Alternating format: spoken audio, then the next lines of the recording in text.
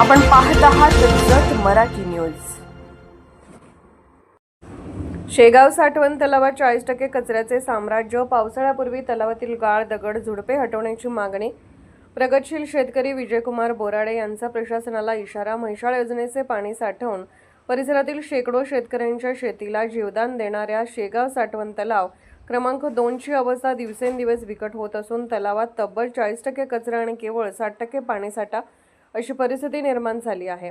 पाटबंधारे विभागाने तातडीने लक्ष घालून पावसाळ्यापूर्वी तलावातील संपूर्ण कचरा, दगड, गोटे, झुडपे व गाळ हटवावा अशी जोरदार मागणी शेगाव सर्वेसर्वा सोसायटीचे माजी चेअरमन व प्रगतशील शेतकरी विजयकुमार बोराडे यांनी केली।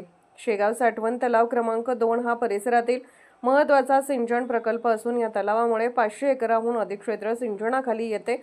मात्र तलावाच्या बांधकामावेळी काढण्यात आलेले मोठमोठे दगड, माती व कचरा बाहेर न टाकता तलावाच्या परिसरातच टाकण्यात आल्याचा आरोप शेतकऱ्यांकडून केला जात आहे। परिणामी तलावाची मूळ साठवण क्षमता मोठ्या प्रमाणात कमी झाली आहे।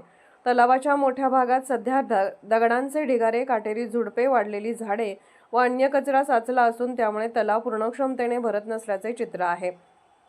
पावसाळ्यात किंवा म्हैसाळ योजनेचे पाणी सोडले तर तलावात 100% पाणीसाठा होत नसल्याने शेतकऱ्याचं मोठं नुकसान होत आहे। गेल्या अनेक वर्षापासून शेतकरी तलावातील कचरा हटवण्याची मागणी प्रशासन व पाटबंधारे विभागाकडे करीत आहे। मात्र या गंभीर प्रश्नाकडे जाणीवपूर्वक दुर्लक्ष होत असल्याचा आरोपही करण्यात येत आहे।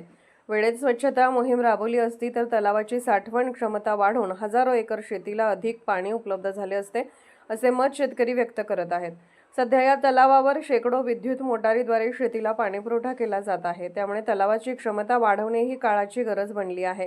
प्रशासनाने मोठ्या यांत्रिक मशिनरीच्या सहाय्याने तलावातील कचरा, दगड, झुडपे हटवून तलाव पूर्ण क्षमतेने कार्यक्षम करावा अशी मागणी विजयकुमार बोराडे यांनी माध्यमांशी बोलताना केली।